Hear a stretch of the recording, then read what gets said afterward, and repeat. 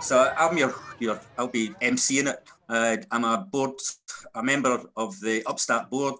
Some people might know me as the former Commissioner for Children and Young People. And absolutely delighted to be here today, and a warm welcome to everybody, and especially the panellists who are going to speak regard to their manifestos, their ambitions for children, in particular emphasis in the early years. We're going to start with 5-minute intros from each of the candidates, and then there's a series of questions which we will we'll pose to the candidates. There won't be any surprises about the topic area and the focus and all of that, but we're really interested to hear from each of the people that have that are coming along here today.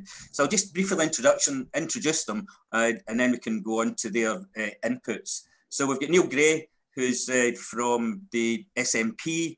We've got Carole Ford from the Scottish Liberal Democrats.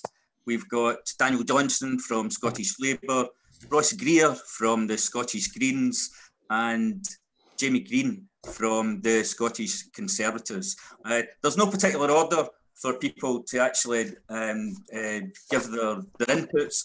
I'm going to start with Neil Gray, who's SNP member or MP member for Airdrie and Shotts, and has been the Shadow Secretary for Working Pensions during that time. But he's given up his parliamentary seat, and he's standing in these 2021 Scottish Parliament elections.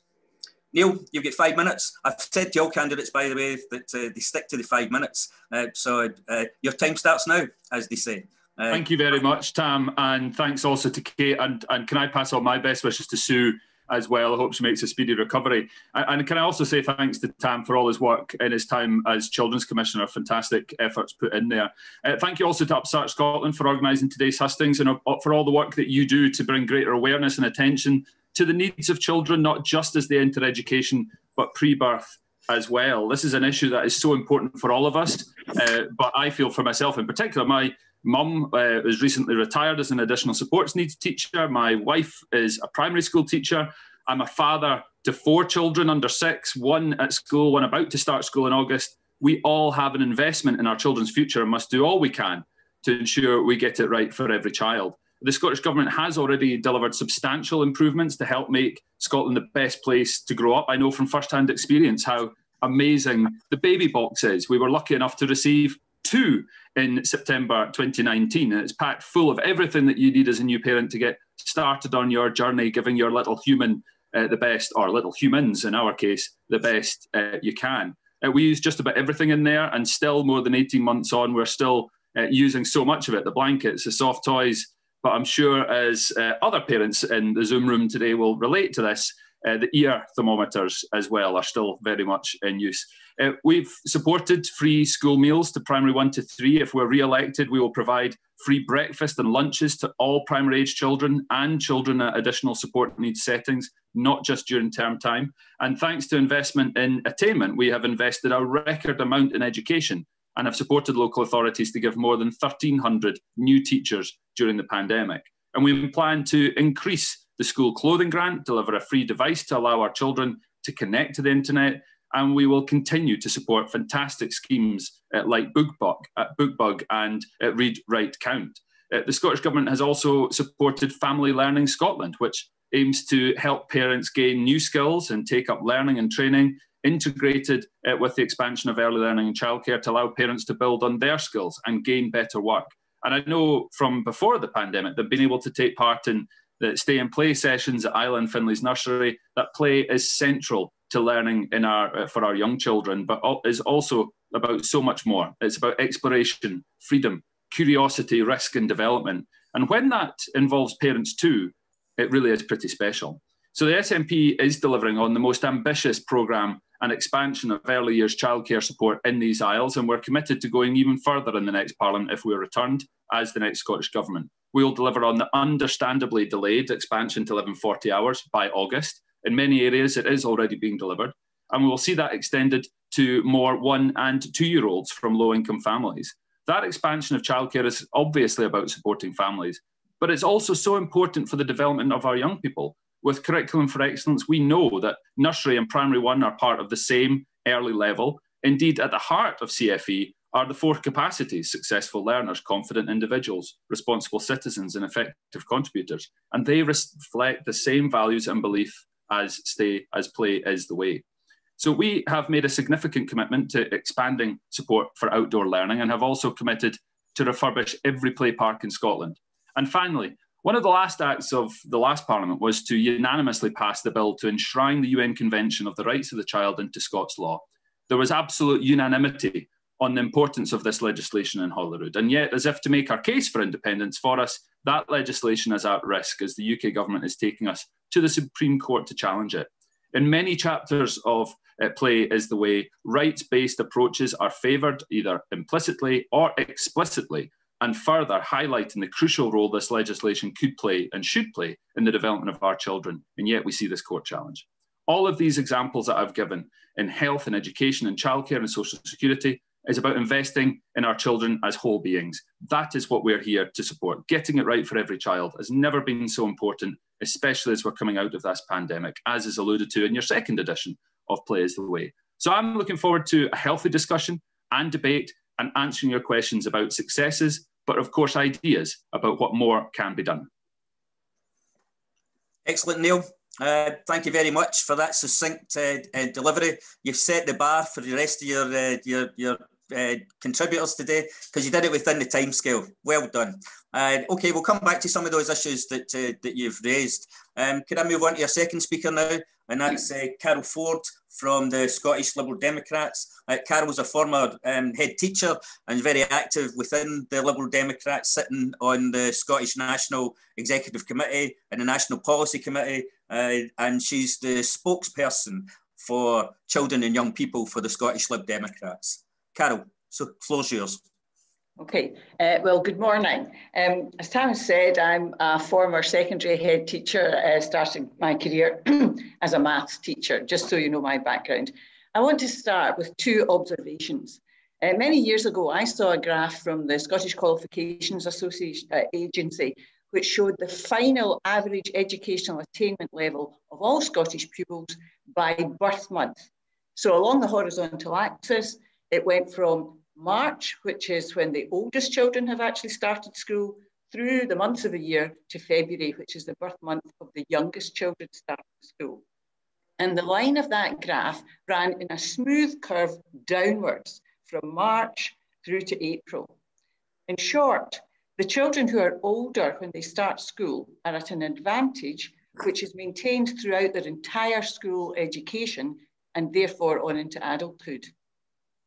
The second observation I would make, when Abdel Basit El Megrahi was released from Greene prison to return to Libya, his fellow prisoners expressed their sadness at him leaving, because Megrahi read and wrote letters for many of them, and he dealt with any formal paperwork on their behalf. He was, of course, a native Arabic speaker. Between 50 and 60% of our prison population are functionally illiterate. This is not coincidental. Poor reading skills are a crushing handicap for many. They cast a blight on employment opportunities and on full engagement in many aspects of modern life. And it seems to me, either we accept that a high percentage of the population is actually incapable of learning to read and write fluently, or we accept that there is something seriously wrong in our education system and we should fix it. And it turns out we could fix it. We could wait until children have fully developed the cognitive ability to decode symbols before we start asking them to decode symbols.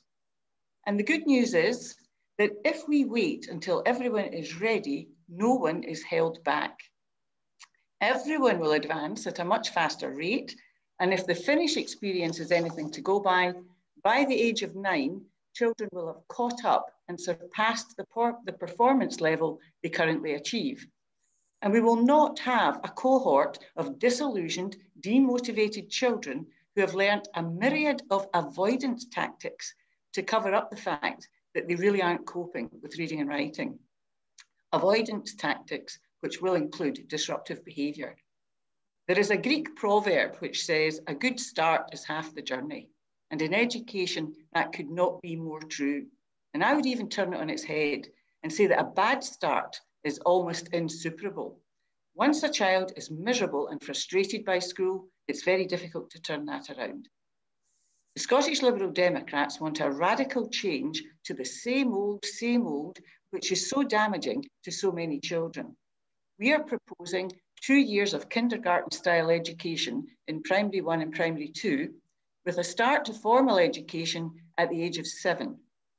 And in the short term, we would fully fund deferment for those parents who wish to do that. And we would definitely stop primary 1 assessments.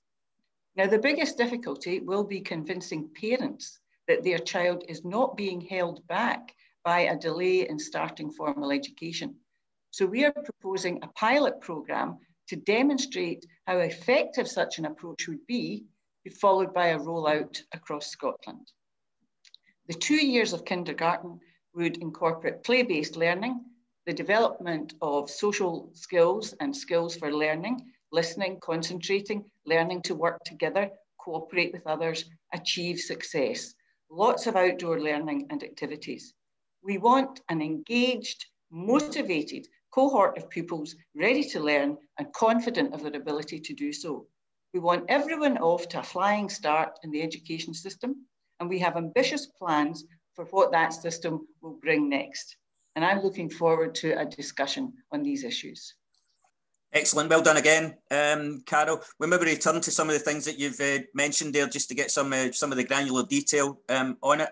And can I move us on now to our third speaker, and that is Daniel Johnson. Daniel's from the Scottish Labour Party, and he was elected in 2016, and he's the current shadow education minister for, no, what are you now then?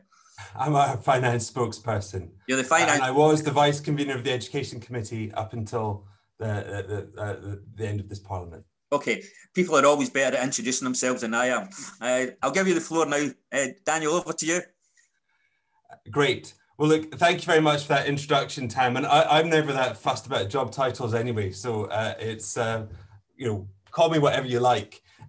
Look, as probably most of my colleagues will tell you, I'm not very good at sticking to the script. And I wasn't going to bring this up, but Carole mentioned something that's really interesting and really important to me.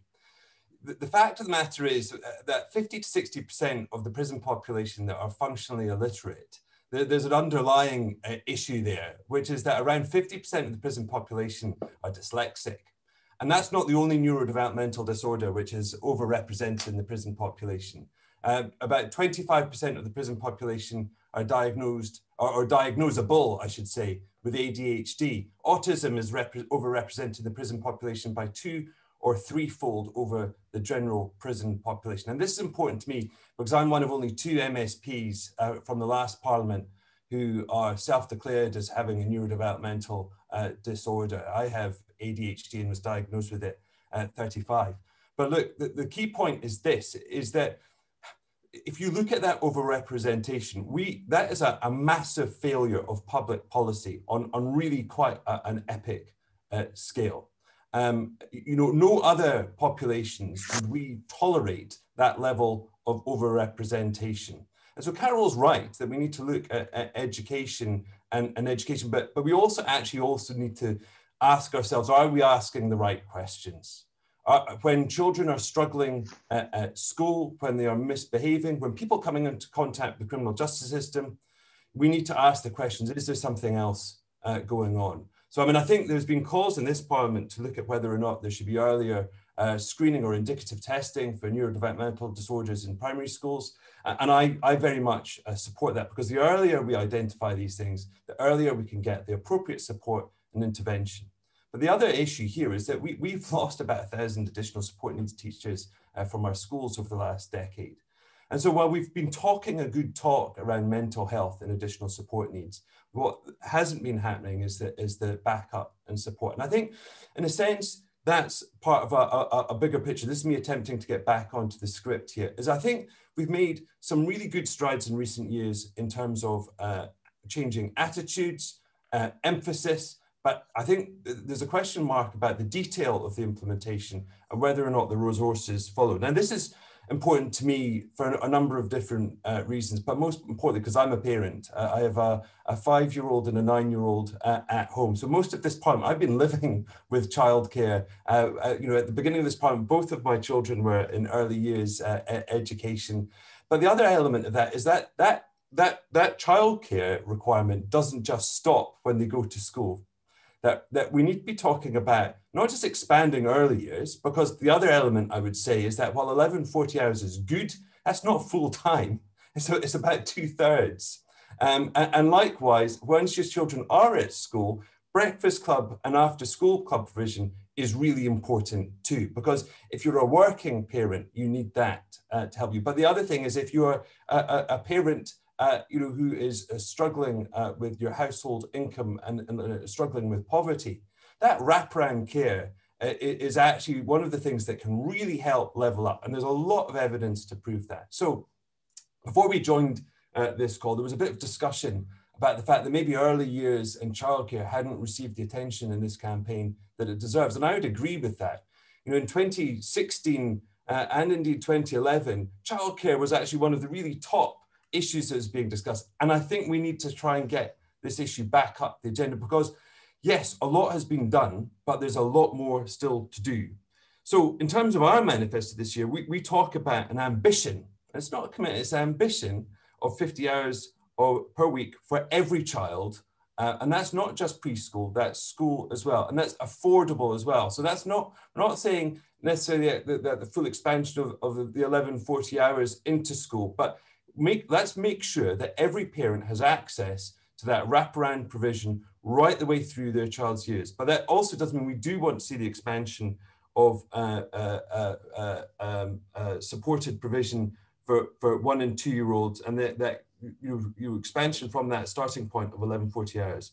Like Liberal Democrats, we support the creation of a kindergarten stage, essentially, you know, changing that emphasis on primary 1 and primary 2 to very much more a play-based learning approach. But this also needs to be supported with an expansion of the skills base. So we'd support the expansion of the workforce in early years through graduate apprenticeships, and critically supporting sectoral bargaining to make sure those people doing such an important job are paid properly. Now, I've just tipped over 5 minutes, so I'm going to stop there.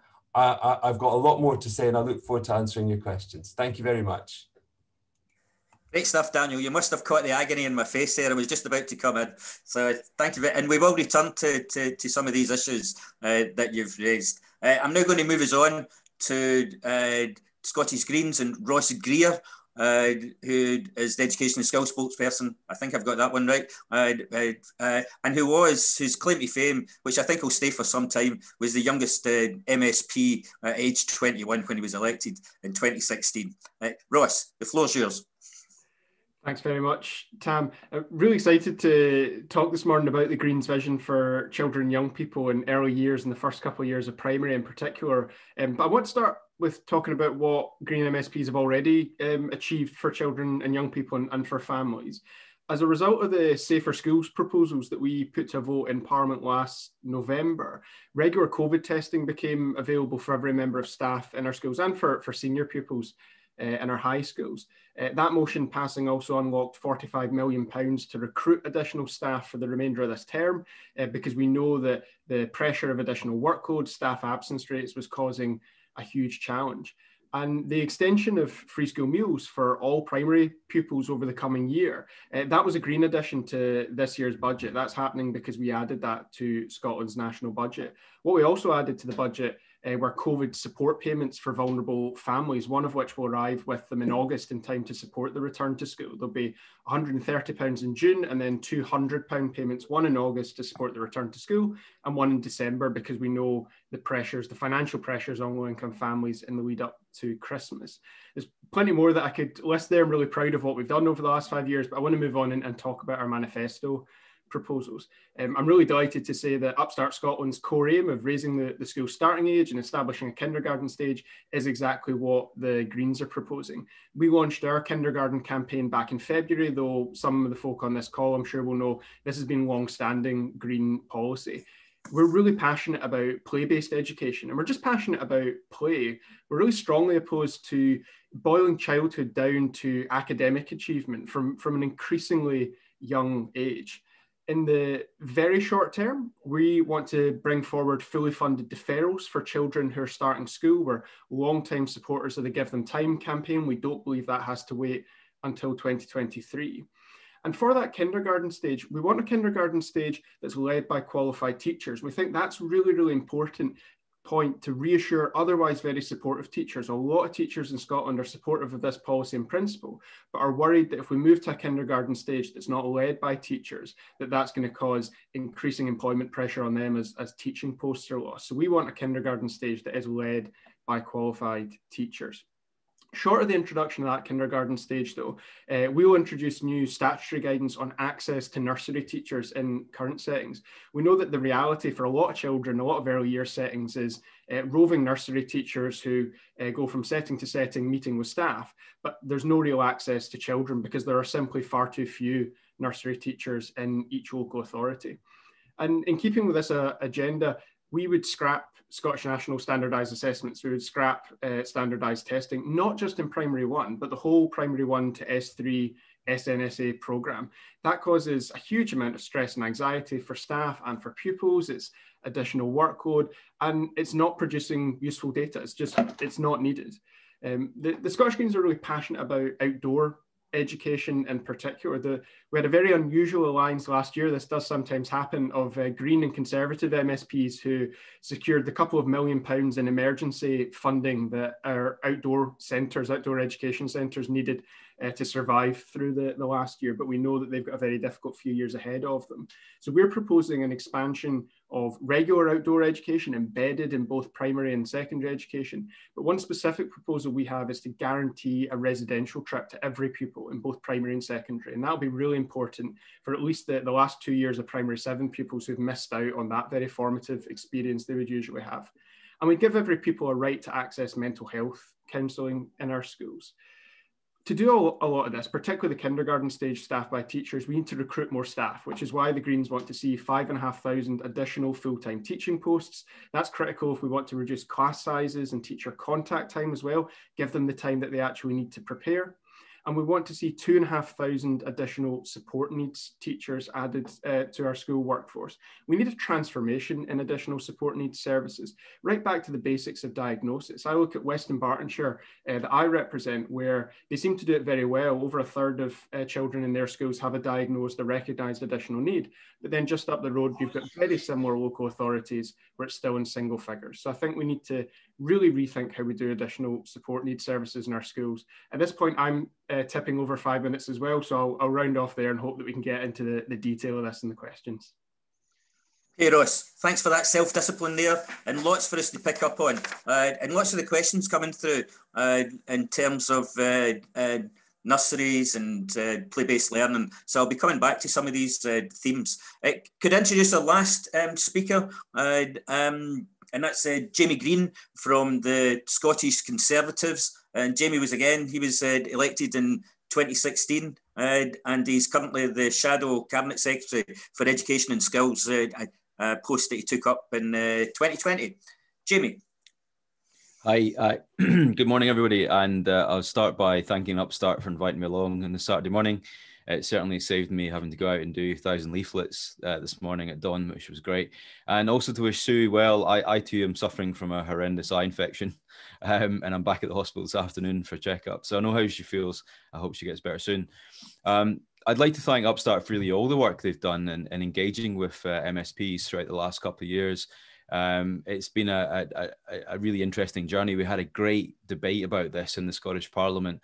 I'd like to thank one of my MSP colleagues, Beatrice from the Lib Dems, for bringing that to the Parliament. I really enjoyed participating in that. It was really interesting to hear the Children's Minister in her response. I heard the phrase that early years has been described as the Cinderella of education. And it's interesting because I was on a Hustings the other day for the further education sector, and they said exactly the same thing.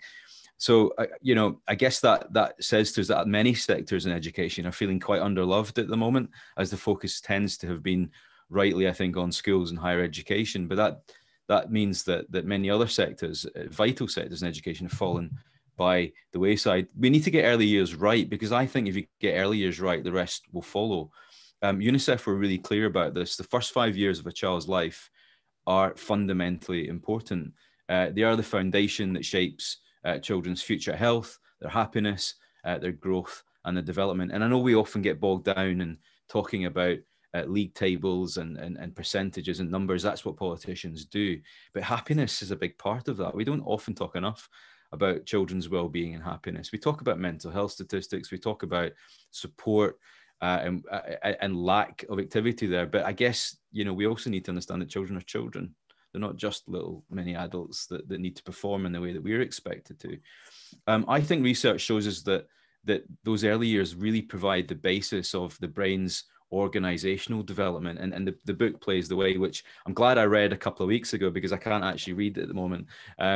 So I haven't been able to dip into it in the last couple of days ahead of this, but I think it delves into some really interesting topics about brain development and functioning in early years. And I hope we get into some of that, because it's fascinating. The evidence also shows us that it's not just what happens indoor, it's what happens outdoors as well. And I've been really pleased, as Ross said, to work with other parties to lobby the government for more money for outdoor learning, because it's not just about running around outside in the great outdoors. Much of what happens in the class can be taken outside of the class. I think the same goes for music, the arts, and drama as well. There are different ways to learn, and that's part of what Plays the Way is all about. We've been fighting tooth and nail for the outdoor sector and the childcare and nursery sector, because when you lose nurseries, when you lose outdoor education centres, you often lose them forever, and that creates a bottleneck in the system. In terms of our manifesto, I'll rattle through them. I won't go into great detail, but of course, every party is committed to free school meals. I think we all now accept and understand the importance of being well fed and the importance that has on your ability to learn. I know that from experience. We also need more boots on the ground. Fewer teachers quite simply means larger class sizes and less one-to-one time. And that particularly affects those with additional support needs. And of course, the early years sector faces its own recruitment and retention crisis. How do we get more people into the sector? How do we stop them leaving the sector? How do we get more men into the sector? We might delve into that today, because only 4% of the workforce in early years are male. And how, of course, do we address their learning and development and career progression needs? Because there clearly are some glass ceilings there. Wraparound childcare is an interesting area as well. I do believe that the job doesn't stop when young people go to school. They need wraparound activities as well, and I think that will require some funding. We've committed to that, as we have indeed with literacy and numeracy in early years as well. So there's a wide range of policy and interventions, I think, practical measures that governments can take that are in addition to things like rolling out funded childcare. But let me be clear in closing. I think the principle of GIRFEC is a very noble one. It has the support of many parents and those in the education sector. But we know for sure it's not always playing out in practice on ASN, on childcare, on support in the PVI sector, on outdoor learning, or support for music. We know that things aren't going right for many children in Scotland. In fact, for some, they're getting worse. I really believe that education should be the focus of the next Parliament and the next government. My fear, though, is that it won't be. Okay then, Jamie. Thank you very much, and thanks to everybody for the brief inputs. That's very helpful. Upstart's a campaigning organisation, and we've got certain calls that we want to be clear, and there's been some statements there which make the position clear. So our main call is to raise the school starting age to age 7. And I know that some of you have already made the declaration on that. So I've got 2 sets of questions depending on where your party stands on this. Where does your party stand in regard to a school starting age of 7? And if you agree with that, how high in the priority list is that for you as you go into the next Parliament, given that it might be a hung Parliament and as a point of negotiation? And the second one is, if you don't agree with that, why is that? So if I can get some statements from that, and I'm going to come to you first, Neil, because you had the first opportunity the last time. So the question really to you is, do you agree with a school starting age of age 7? We don't plan to change the school starting age, but as I've already set out, Scotland's early years curriculum is already rooted in play for the early years, with a strong focus on ensuring that all children benefit from a rich outdoor learning experience. I know myself, with a 6-year-old and 4-year-old at home and 18-month-old twins, of course they love to play, and that is so important to us at home as it is, I know, at school, from having been pre-pandemic in for stay and play sessions. But I can tell you, and I'm sure this is the same for most other parents of 4 and 6-year-olds, they are desperate to learn as well. So I can tell you the pride, for instance, my little girl felt when she was able to use her BSL skills, the British Sign Language skills that she learnt at school, when she met a friend at the park who has a hearing impairment. So I think this is about balance, and I think at the moment the balance is about right. That as I said, the Curriculum for Excellence early stage encompasses both the nursery, primary 1, primary 2 stage, and allowing people, the children, to have the freedom to learn, the freedom to take risk and to develop, but also to have an element of learning that allows them to explore their creativity and where they want to go with the experiences that they're getting at school. Okay, thanks for that. And there's questions in there about play-based learning. I actually am going to come to Carole, because you've already committed. You described it as a kindergarten style, not quite a kindergarten, I know it, but a kindergarten style of education. But how high in the priority list is that for you, if you happen to have a say in the power play of the next Parliament? And maybe you want to answer some of Neil's questions about whether the only way to learn, or the importance of play-based learning. Carole, over to you. Okay, well, we're not so much saying don't start school till you're 7. I think that causes parents some anxiety about, will their children be sitting at home until the age of 7, and that's not what we're suggesting. Our wording is that they will start formal education at 7, and that they should be in a setting with a professional person leading that setting in mostly play-based and outdoor learning, and actually also encouraging learning skills. And the reason for that is the research shows quite clearly that a lot of children are simply not cognitively ready to start reading and writing before the age of 7. And what we do in this country is we sacrifice those who are not ready on the altar of the ones that are ready getting started. And one of the things we need to do is stop regarding education as some kind of a race. It is not about how quickly you do something, it's about how well you understand what you're doing. For the Liberal Democrats, this is right up the top of our priority list. We debated this at conference some time ago, and the party voted almost unanimously that this was the way forward, based on the science of it and based on the outcomes that you can see in other countries. So it's a very high priority for us, because that bad start in education has knock-on effects throughout people's lives. It's not just that they don't do particularly well in school, they struggle with lots of things after school as well. Society needs to make this a priority. And as I said initially, it will be difficult, I think, for some parents to get their heads around the fact that their child doesn't learn to read at the age of 5, but it isn't in their interests to be pushed on quickly, because it's not a race. If I hark back to my own experience as a mathematics teacher, in theory, I could teach a 12-year-old calculus. It would confuse them for life, and they would never get to grips with maths thereafter. We have to do things at the right time, and formal education should wait to the age of 7. And it is a real priority for the Liberal Democrats. Okay, thanks for that, Carole. I'm just going to quote some reassurances to people that are putting lots of things through the chat. We will return to some of the questions that have come through the chat, but there's a statement in here from Jeanette saying, play is how children learn. How many times do we have to say this? So maybe that's the kind of message that we need to get across to the general public during the next Parliament. Daniel, well, I know that Labour doesn't support a starting age of 7, but where does it stand in terms of, what's the reasoning behind that? Well, I mean, our position is very similar to the one that the Liberal Democrats have proposed. So what we would do is recast those first 2 years of school as a kindergarten stage, play-based learning being very much the focus, so that the what you would conceive or understand of as sort of formal school education would start at 7. But there is, I think, that concern perhaps for some quarters that about children staying at home. And indeed, I mean, I've got personal experience of this. So my daughter's primary school has reconceived P1 and P2 as the so-called onery. And that's very much play-based learning. Children don't stay in one classroom, and indeed they don't even, they actually see different teachers for those different elements, and it's a very, very different P1 and P2. So that's what our intention is. So you're right, it's not quite what you're asking for, but I mean, I think to all intents and purposes, we're in the same space, and I think that's quite similar to what the Liberal Democrats are proposing as well. Okay, then, thank you. And I'll move on to Ross then, because Ross, you made a clear statement about kindergarten stage. How high on the priorities is it for the Greens? And would you adopt the same approach as the Lib Dems, which is a pilot to be followed by rollout, or would you just go for it?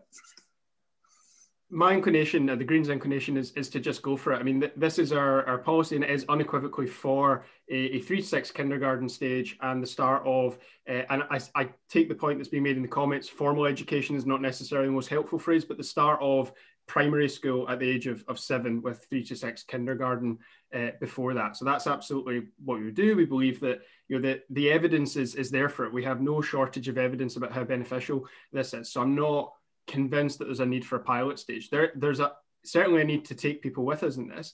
In terms of priorities, I mean, this is our top priority for primary and early years education. I'm not saying it's our top priority in education overall. That covers a lot of other ground. We have other major priorities, like we really need to reform the SQA and our exams and assessment system, because it's thoroughly broken at the senior phase of Curriculum for Excellence.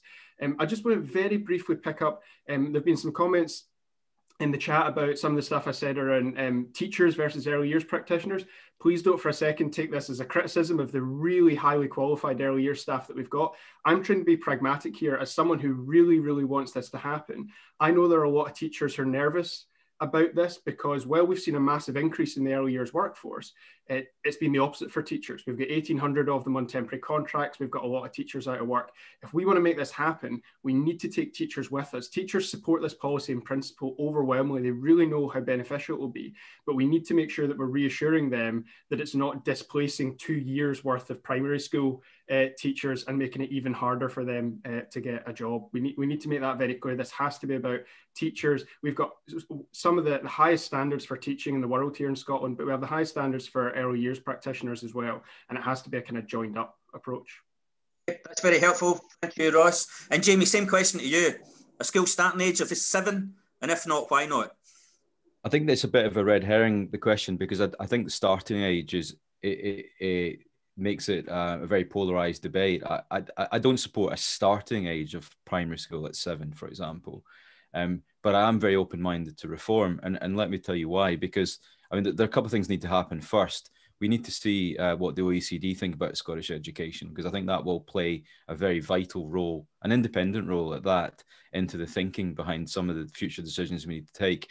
I also think you need quite wide-ranging consultation. I think too often politicians just take a view because it's a populist thing to say or do. I wouldn't say I'm best qualified to take a decision like that right now. I think that's an honest answer. So there are lots of people who have a view on it. Lots of people have knowledge about the subject.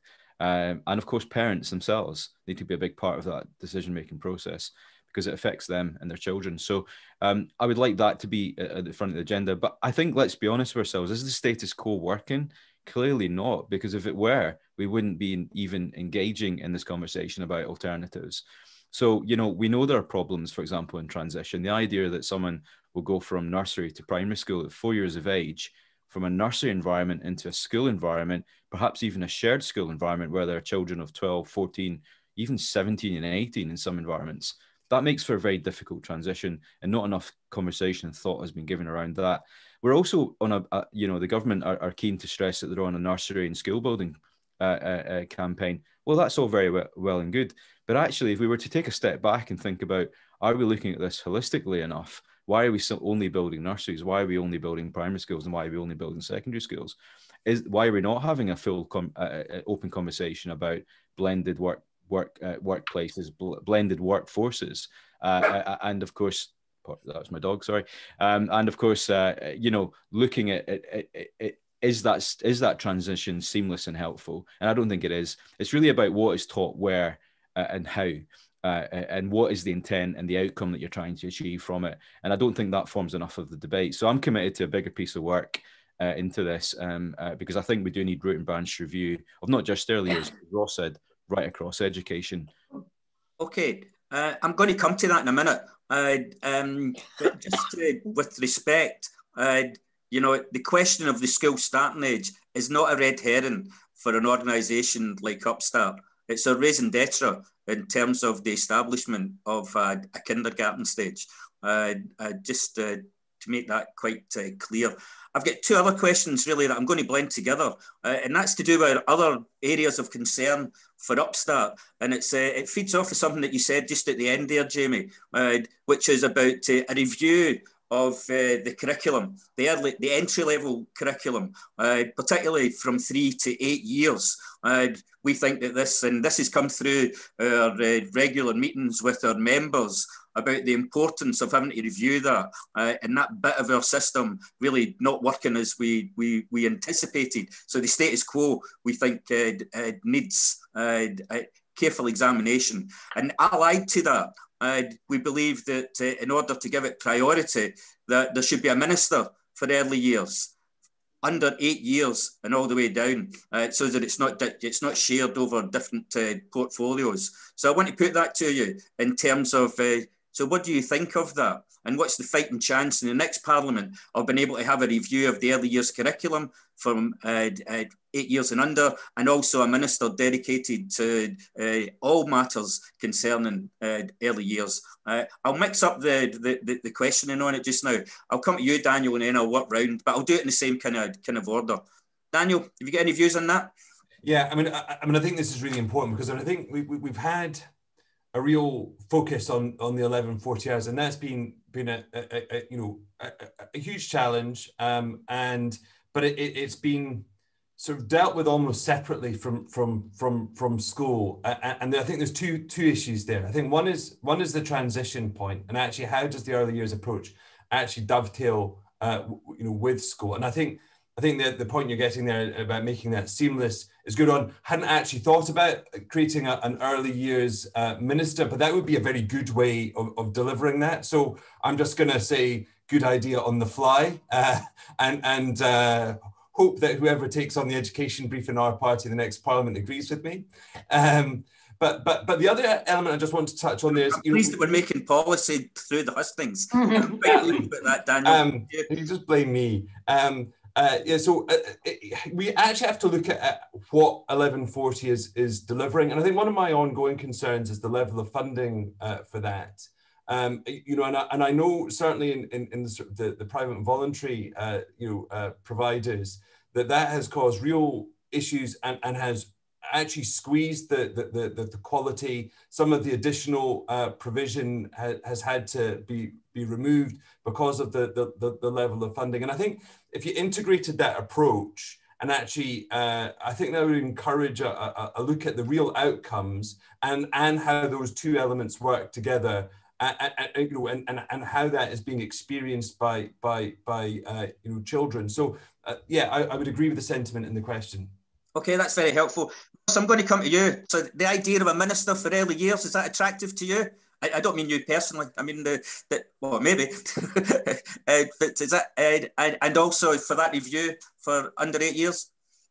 Yeah, I think the question of green ministers in government will very much depend on what newspaper you read at the moment, because some of them seem to be keen on pushing that idea more than others.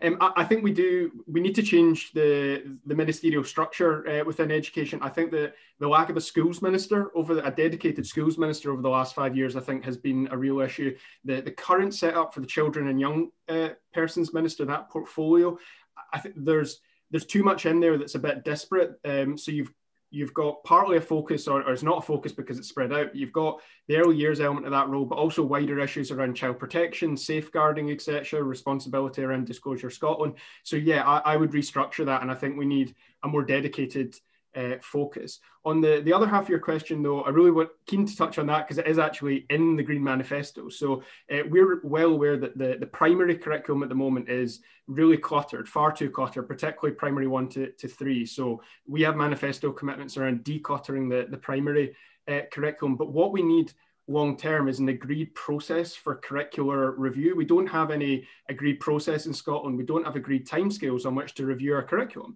And international best practice is to do that, whether it's every 5 years or 10 years. I'm not wedded to a particular timescale. But you need an agreed timescale for cycles of curricular review, and you need agreement on who's actually to lead that process, because it has to be led by education professionals, it has to involve parents, it has to involve young people themselves. We don't have that, and that's how we've ended up in a place where we got the OECD review, which is great, but we only got that because there was an opposition majority in Parliament and we passed a couple of votes that led to that. So what we need in Scotland is to get collective agreement on a permanent process of curricular review, not so that everything changes every couple of years, absolutely not, but so that we have a structure through which to do this rather than doing it on an ad hoc basis that is dependent on election results and parliamentary arithmetic, because that is not how you should be doing curricular review. Okay, thank you. Jamie, I'm going to come to you because you raised the issue of a review. Was that a review that we focus on the early years, since that's where our interest lies, and we know there's some issues in and among that? Would the Scottish Conservatives be supportive of that? Yeah, I would, Tam, and I just want to first of all make an apology about my previous comment. I wasn't saying that the issue of the school starting age is not an important one, or indeed a vital question. It's as you know, I've supported a lot of your campaign.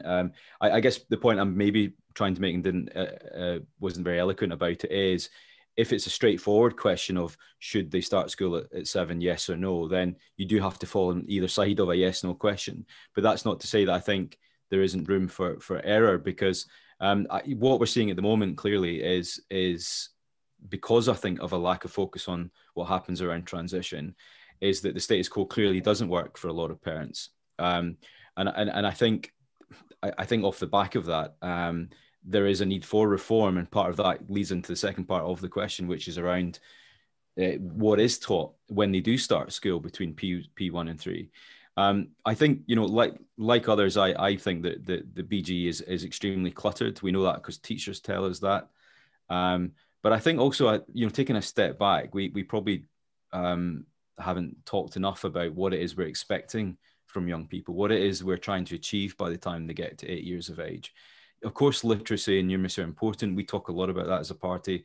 I know even Sue does in the book itself, but it's not the only factor. Are we talking about emotional development? Are we talking enough about relationship development and physical health? We know there's an obesity crisis in Scotland amongst many young people. We know there are environmental concerns around air pollution in our cities, for example, we haven't talked about. So I think, looking at this on the whole, the proposal for a dedicated minister for that group of young people, I think would be an interesting one, because what it would do is it wouldn't just tackle the issue of curricular reform, which largely is an academic and technical discussion, but would actually look holistically at young people's lives, the environments they live in, and some of the things that happen outside of the classroom and the nursery sector, which affect what they can and can't do when they're in it. So I'm all up for, as I said, root and branch reform. Because I think, whatever side of the argument you sit on school age, I think that is part of a much wider and much needed and overdue debate about wider reform around what we expect and how young people do transition from one sector to another, or indeed one location to another, as they go through their educational lives. Okay, thank you, Jamie. Same question to you, Carole, about the review of 3 to 8. You've had time to think about it, and also a minister with that dedicated responsibility. Obviously, I think that a major review is totally overdue, and we would need a total review, because if we're changing what's happening in the early stages of primary school with a kindergarten approach for the first couple of years, you can't then just slot on to what happened in the past in primary 3. So we do need a holistic overview. We need a curriculum that isn't couched in terms of E's and O's, experiences and outcomes, which has actually placed a huge bureaucratic burden on teachers. We need a much more holistic curriculum as well. And the idea of a minister for early years, I think, sounds like a very attractive idea. I do think that this, to me, early years learning is the fundamental step in education, and it's the fundamental step in everybody's development. So it should be a number one priority. I'm actually old enough to remember that when I was at primary school, there were only 2 promoted posts in the school. There was the head teacher and there was the infant mistress. And it was always a mistress because there were only ever women teaching in primary schools at that time. And it was an emphasis at that time on the fact that the very early years were the foundation for everything that would come after. I would say, if I could just say a little bit personally, when I was a head teacher, I actually left education because of Curriculum for Excellence. I absolutely refused to implement policies that were detrimental to the children in my care. So I left. But before I had left, I had introduced a parenting course in my school, because I think understanding child development is very important, not just for professionals that are involved in the system, but for parents. Now, there's nothing like that in the Scottish education system. We had to create this course from scratch. We went to every expert we could find to find out how we should be doing it, what materials we should use. And the people who delivered it were all volunteers. Some were teachers, some were classroom assistants, the librarian did it. And we felt it was so important that children leave school understanding how children develop and what influence they have on that. Why that isn't in the school curriculum defeats me. And obviously, as soon as I left, it came out, because it's not in Curriculum for Excellence. We need a total review, and I'm hoping that the OECD actually make recommendations that get this education system totally reformed for the benefit of the children of Scotland. Okay, thank you, Carole. I mentioned there of the OECD, Neil. I know you don't want to give us, you're not at liberty to give us any insights, but what about a review for under 8s and a shuffling around of the ministers so that there's actually one that focuses on early years? Well, first of all, I want to pick up there on some of what Carole was saying about Curriculum for Excellence, because actually Curriculum for Excellence goes to the heart of what we're talking about here. It's about getting right for every child. It's about a child-based approach. It's about ensuring that that learning is led by the child. So I understand that there's been slightly more difficulty in the secondary sector where Carole was compared to the primary sector where it has really been embraced. But I really have to kick back on some what Carole was saying there about Curriculum for Excellence.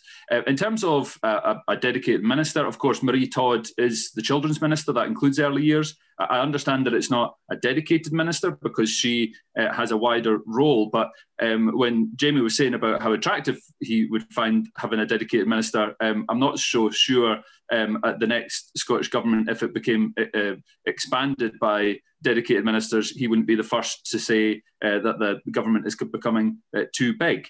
So we need to have that balance there. But certainly ensure it. I don't think anyone could say that Marie Todd hasn't been dedicated to the early years settings and has worked very closely with the nursery sector and with the early years settings as well. In terms of the review, of course, we've already talked about the fact that the OECD has come forward with its review. I would expect there to be discussions around that early in the next Parliament if that's published. I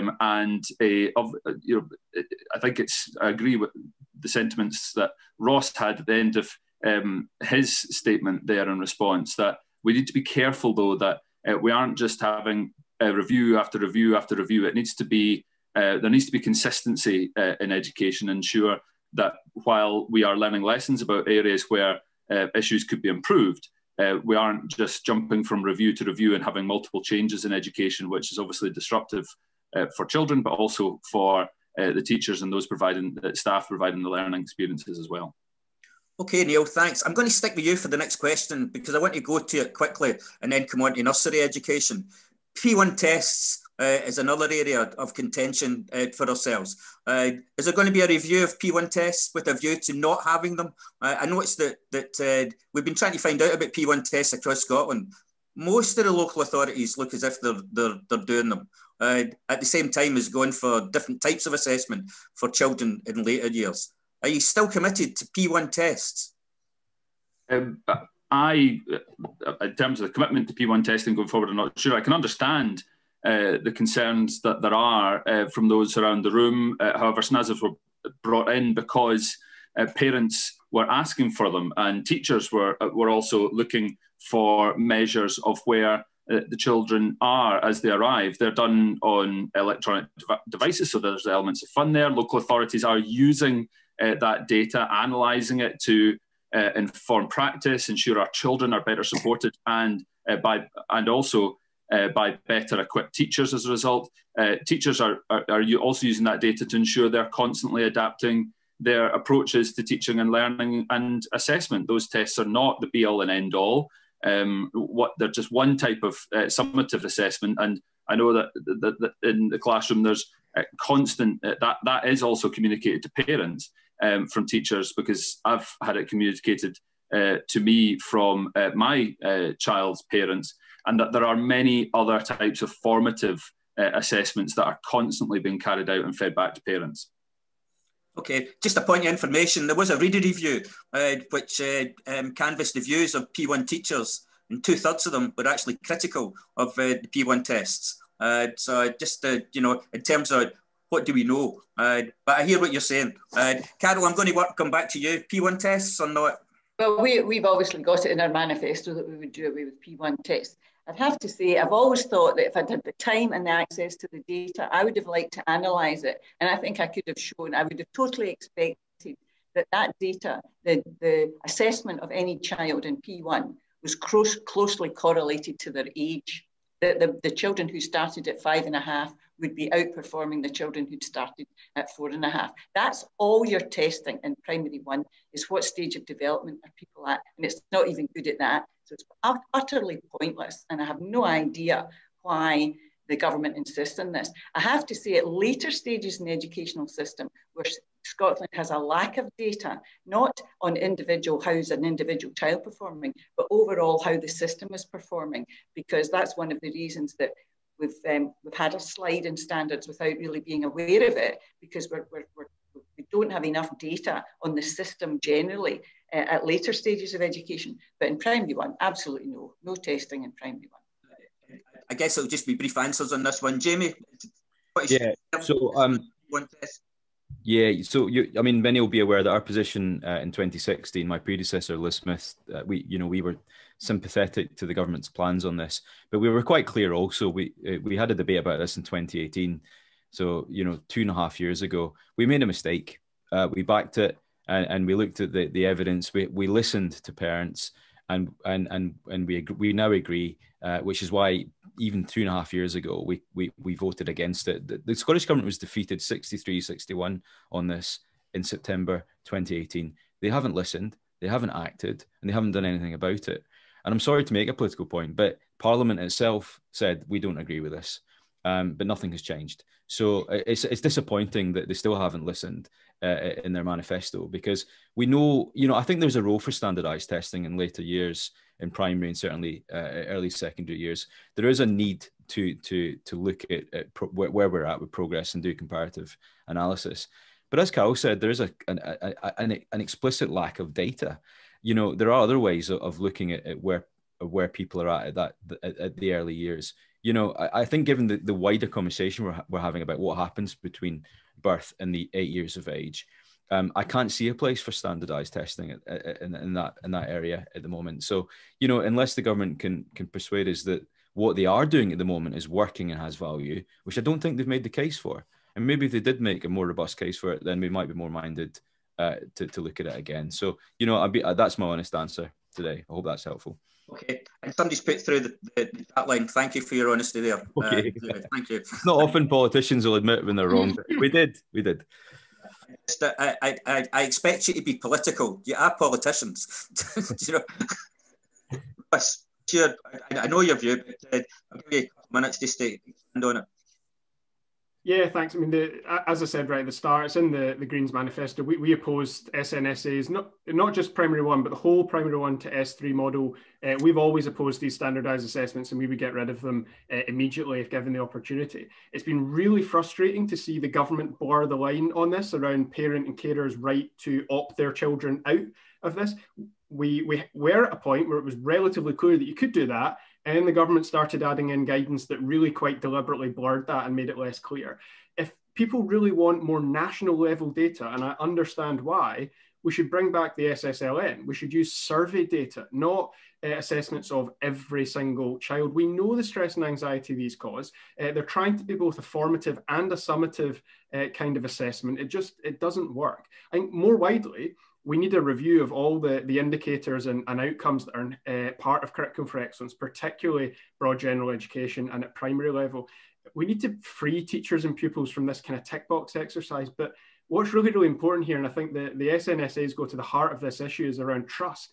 We need to trust teachers. Teachers in Scotland have some of the highest professional standards in the world. And we've got this obsession with micromanagement and looking over their shoulder. We should trust them as the education professional in the classroom with the child, that they have those children's best interests at heart, that they are able to assess what that child actually needs. SNSAs were never about that. They were about interference in that process, not about giving teachers something useful. Okay, thank you, Ross. And Daniel, finally on this one, and then I'm going to move on to nurseries. By the way, Daniel. Let me try and make three relatively succinct points. You know, that by pursuing a P1 testing, the Scottish Government claims this is about data, but yet they scrapped SSLN and thereby completely obscuring what was a rich, statistically robust, longitudinal ability to look at what was going on. You know, two, if you actually just look at what we're asking 5-year-olds to do, to sit down in front of a computer and answer multiple choice questions. I mean, it's just intuitively not right, let alone, you know, educationally, developmentally. It's a nonsense. And frankly, I mean, I actually wish our manifesto went further, because it's not just P1 testing. I mean, I think, you know, 5, 6, 7, 8, 9-year-olds taking that sort of formalized test, I mean, really, what is it telling you? It's telling you about the individual child's ability to deal with pressure and when they started school. I mean, I agree completely with Carole. And then the final point is this. Ultimately, the government derives its power from Parliament as an accountable to Parliament. Parliament voted to scrap P1 testing, and yet the government has continued to pursue it. That's just not right. You know, when Parliament votes for something, the government should comply. End of story. Okay, thank you.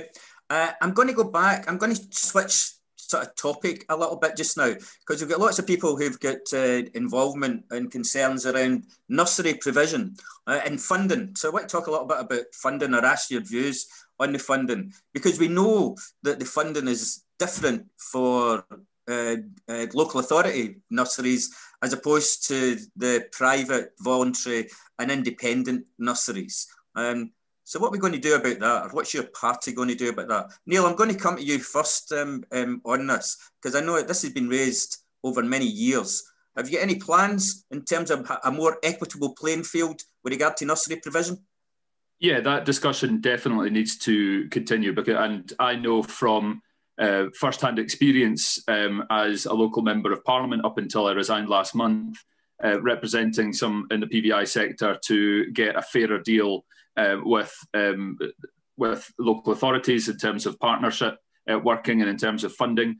It's obviously not been right up until now, and I think there is definitely a need for further work there to ensure that that is evened out.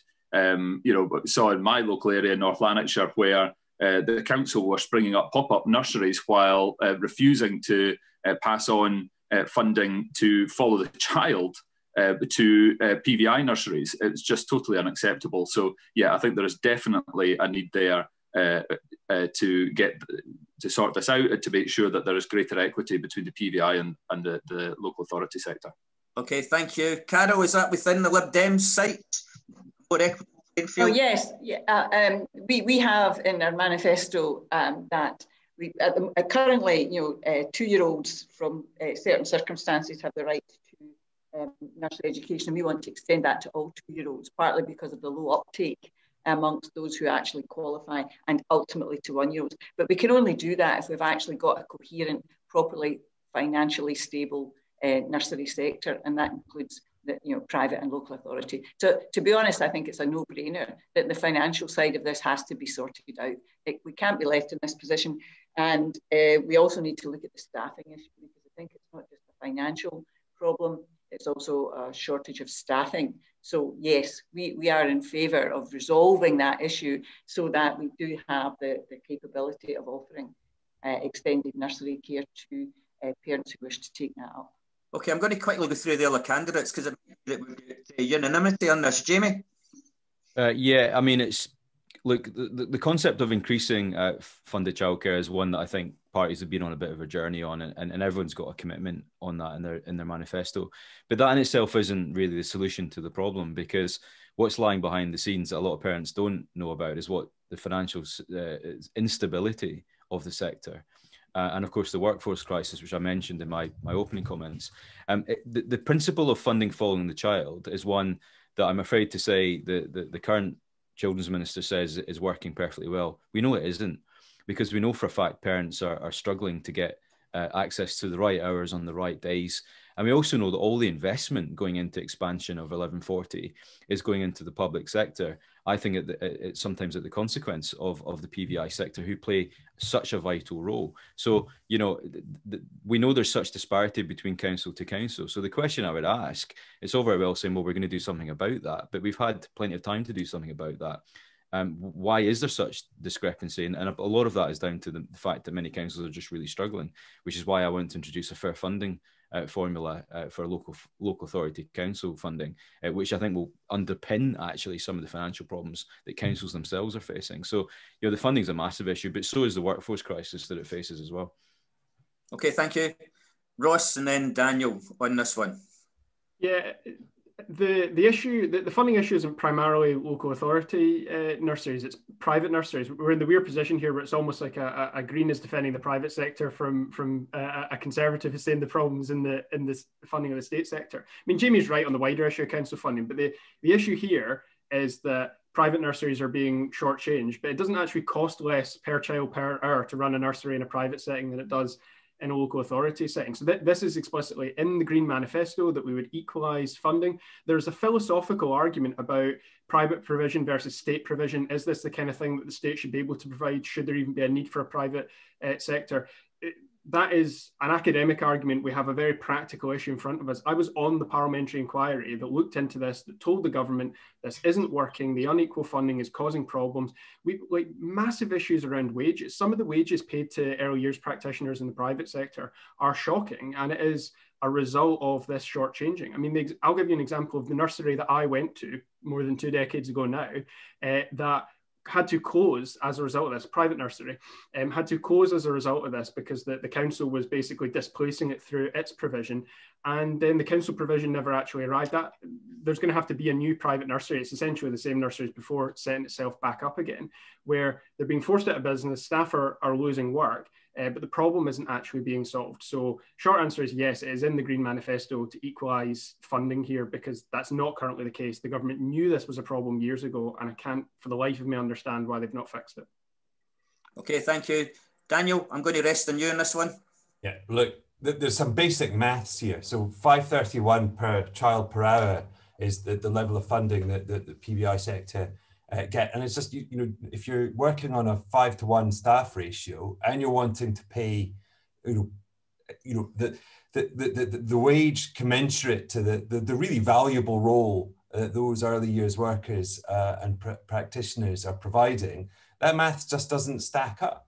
And so there needs to be a root and branch view, looking at the reality, because we're actually already living through with the consequences of that.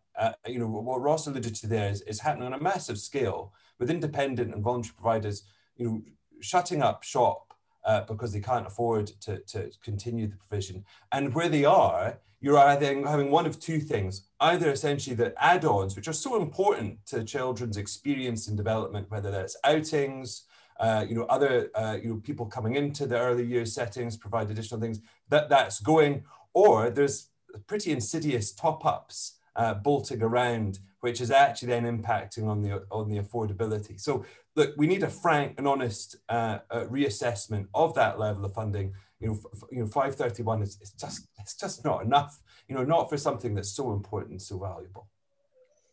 Okay, we're coming to the tail end here just now, and I've got dozens of questions that have either come through the chat line or not been able to actually ask. And somebody else is saying, somebody's said, pointing out that the funding's just not consistent across Scotland in terms of our nursery provision. So I'm in a bit of a bind. So I'm just going. I mean, we haven't talked at all about brain development and neurological development, and you gave an in on that early on, Daniel. We haven't talked about responses to the pandemic. We haven't talked about early years experiences impacting not just on the immediate growth of children, but right through their adolescence. So there's a whole host of areas. So I'm going to give you some free rein here just now, just to give us your top thing that really needs to be done to improve children's life experiences. And I see Suzanne's put through the importance of relationships and self-regulation and all of that. So I'm giving you some hints in terms of the kind of things that will interest our audience. But I'll give you a free question in terms of what's the key thing that your party is going to do, taking account of all that we now know with regard to the increase insight that we've got about the interaction of brain development and the environment that children are growing up in.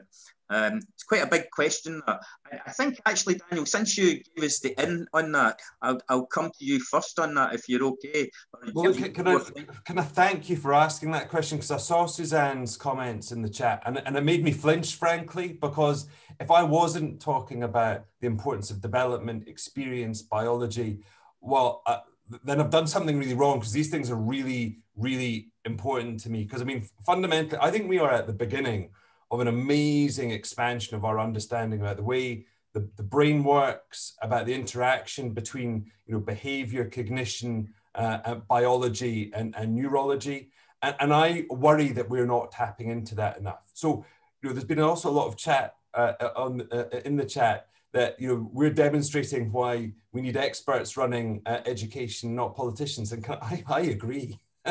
We actually need to think about how we embrace the expanding understanding that we have of neuroscience and how that maps onto how we deploy education. I mean, I think it's really critical. That's both things like neurodevelopmental disorders, but more generally, kind of the insights that we're gaining about how the brain develops and how it works, but also how things like stress and reward mechanisms in the brain work. So that ranges from, I think, as I mentioned earlier, screening for some conditions, profiling, because different people's brains work in different ways. So, if we understand if someone's a bit more socially orientated or someone is more, rules oriented, tailoring education around that. And that's going to take a huge amount of work. And I think we need to find a way of doing that. And fundamentally, I think Education Scotland needs reformed for all sorts of different reasons. It needs split apart, but actually one of the main things is it's just not configured to be doing this job, and it needs to be. So I hope that's an expansive answer on a huge, huge topic, but it is probably the single biggest and most important issue in education, full stop. Because if we don't embrace this advancing understanding that we have, we're going to be left behind as a nation, and our children are going to be disadvantaged. Okay, and you'd be open for creating a space for politicians to be made more aware of that and get some space on that. Absolutely. Okay, that's helpful. You'll probably get an approach then. Ross, your view on this one? Sorry, can I just want to say, there's just a little comment, people saying neuro differences, not disorders. Well, look, I agree with that. We have to have but I'm ADHD and I'm comfortable with the terminology. Can I just assure people? Okay. we'll leave the language aside just now, but I saw that neuro differences. Okay, Ross. Thanks, Tam. Yeah, I said in my opening remark, the Greens are strongly opposed to boiling childhood down to academic attainment. I saw Mark Priestley use the phrase the schoolification of children a couple of days ago, and from an increasingly young age. That's why I've mentioned stuff like, reviewing to reduce the number of indicators and measures that we've got in the curriculum, and to put just more emphasis on children's happiness. Like that, I think we Curriculum for Excellence philosophically was supposed to do that. It was supposed to have more emphasis on general well-being, but we buried it under the bureaucracy and the tick box exercises.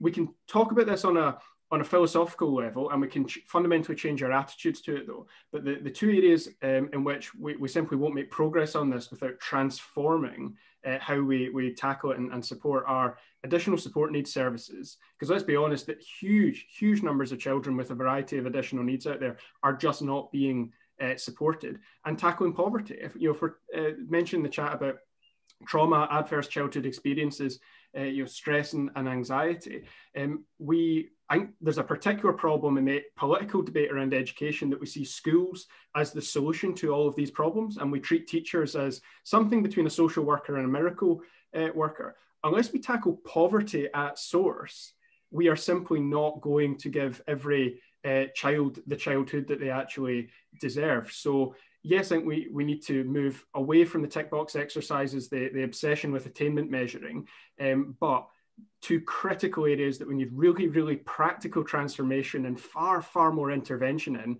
are additional support needs services and actually tackling poverty at source, not expecting schools to pick up the pieces. Okay, that's very helpful, Ross. A much wider perspective. Amy, I'm going to come to you next. Yeah, no, I was nodding my head to a lot of what Ross had to say there, because I think he's absolutely right on much of what he had to say there about tackling poverty. And there's a huge amount in the SNP manifesto, doubling the Scottish Child Payment, which has been described as game-changing by anti-poverty campaigners, to make sure that, as Ross says, we're getting children to school ready to learn rather than hungry and unable to learn. I think that's really important, and tackling adverse childhood experiences is absolutely right there. And there's so much more in there in the cost of reducing the cost of school day that the SNP is looking to tackle, such as increasing the school clothing grant, providing free devices to all children so they can access online, and moving towards a minimum income guarantee. I think this is really important. As the husband of a teacher, it would be remiss of me not to say that school is not always the answer, and we need to make sure that we're doing more outside of school to be able to help ensure that our children are getting the best start. So he's absolutely right. But I have to challenge him on one area of what he said about Curriculum for Excellence no longer focusing on well-being. I've got a personal investment there. My 6-year-old primary 2, obviously talk to her every day about what she's doing at school. 2 days this week, when I was asking her, today we're doing well-being. We're talking about issues to do with well-being and what we're and learning about the outside world, and about talking about our own emotions and our own feelings. So it is happening. I don't think it's fair to say that it's not, and that it's turned into a tick box exercise. That's not right. But I do also agree with him around additional support needs. This is a real issue that I feel that needs to provide greater support, because and I say this again, as somebody with a vested interest. My mother recently retired as an additional support needs teacher up in Orkney, so I have a real self-interest here as well. But in North Lanarkshire, I know that they're undergoing a review of additional support needs provision. But in the meantime, I'm having meetings on a constant basis with parents in the local education authority, particularly with parents of children with neurological differences, but with autism in particular, because either they're wanting to see them in the mainstream environment, but it's not working, or they're wanting their children to be placed in an additional support needs environment, and the provision is not there. And I think we've got a real, for me personally, this is not necessarily a party position, I think we need to have a real discussion about mainstreaming and ensuring that we are getting it right for every child. And I think that, for me, is going to be something that I'm going to be looking to work on if I'm elected in the next Parliament. Okay, thank you, Neil. And the chat's alive with comments about poverty, ACEs, neurological development, etc. So I clearly touched a really important area there. Jamie, I'm going to give you a chance to comment on that, and then I'll come to yourself, Carole. It looks as if we'll get just on time. Right, Jamie, fire away. Yeah, sure. I think one of the things we haven't really identified or spoken about is the fact that not all children are the same. And I think what we often talk about is a sort of expectation that government, that politicians, that processes and curriculum can somehow standardize that experience. The rate in which children learn, the method in which they absorb information and experiences, and of course, even more importantly, the way that they manifest that learning will absolutely differ from child to child. So I think it's all very well and good accepting that we need sort of broad general principles, but what we're clearly not doing enough of, is giving flexibility to those on the ground working with those children directly, be it the teachers, be it the early learning practitioners or the support staff who are there day in, day out in front of those children. I want to refer back just in our sort of closing to the book, Plays the Way, because when I did read it, and it's one of the few bits I did highlight, I was going to use it in the debate we had in Parliament, but it really just jumped out at me, and I read that chapter a couple of times because it was fascinating. It's chapter 2, and it starts off by saying that play is a very misused adult word. To a child, it is a way of life. To an adult, it means the unimportant recreational things we do when we're not working. I'll be the first to put my hand up and say how true that is. But that really, I then went on to read the rest of it. I think we do underestimate, I certainly have been guilty of that, underestimating the value of play in learning. Perhaps that's a byproduct of not having children myself, I don't know. But certainly I think we all need to have a real good think about how we can ensure that play-based learning is actually quite a key part of early years, and understand and accept that the governments and policies won't always have the ability to intervene in making that work, and actually putting the power, the finance, the resource, the money, and the general support that the people on the ground tasks that we trust and task with our children on a daily basis. I think we don't do enough of that, and we've seen that right across the education sector. So I think that certainly could be a number one thing that any politician in government could do in the next Parliament. Okay, thank you. And that wee prompt for Plays the Way. Somebody's saying every politician should read it. Every politician actually of Scottish Parliament has got a copy of it. So maybe you can be a champion to make sure that everybody does read it. Maybe later in the year we'll survey people's knowledge of the content of it. Carole, you've been very patient there in that last section there, but really you know the area that we're probing, which is neurological development and everything else that surrounds a child's life. Where are the Lib Dems on that? Well, where the Lib Dems on that are that we actually are in favour of the phrase follow the science, which is a phrase that we've heard a lot during this pandemic, although we heard the phrase and then politicians generally ignored it. But we are firmly following the science on this, and it's perfectly clear that if you look at child development, the worst thing you can do is start something with a child before they're ready for it, and that's actually what we do. 12 years ago, I was the president of School Leaders Scotland, and I was asked to give a talk to the Association of Directors of Education, and the talk I was asked to give was, name the one thing you would do to improve Scottish education. And the one thing I said was we should stop trying to teach children to do things before they're ready. And that is particularly in relation to reading and writing. And it's not just about, it isn't just about acquiring educational qualifications. It's about acquiring a skill that will affect you for the rest of your life. And it's clear also that children who enjoy reading and like reading actually have better mental health. So if we're talking about the holistic development of a child, giving them the time to do things at their own pace, and play is a huge part of that, because it's through play that they are actually developing and building the skills that will let them get into the more formal aspects of education when they are ready to do so. So I would say, I said it 12 years ago, I'm saying it now, and the Liberal Democrats are fully committed to this. We need to get early years education right. And if I was asked to do one more thing, it would be get parenting onto the national curriculum. Most people, many people end up as parents. They ought to know about child development so that they can tailor the way they parent to what's in the best interest of their child. Okay, thank you. I'm going to start. No, I'm going to say my own thing there about play being a biological imperative, and we really need to get that message across. So that's my link with this business of the development, the whole development of the child. It's a biological imperative, and it's not frivolous. That's how it's a really serious matter. And I'm going to give an apology, and the apology is to all of the people who have put amazingly informed chat through the chat line and really not having the space to be able to give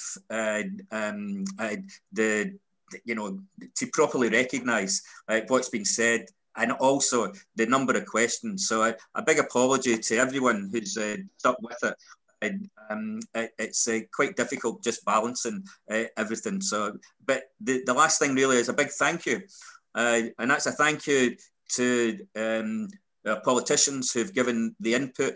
A thank you to Brett and Suzanne who've actually helped set this up. And a last thank you to everybody who's made a contribution. I hope we can capture the chat line, because there's just it's huge for a modest sized group. It's just been great. So thank you very much.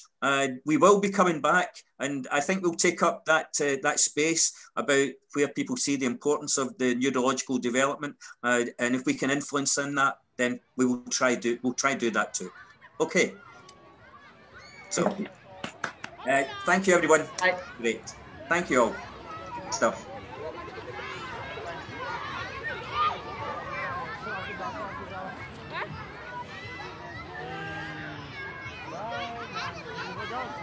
Come on.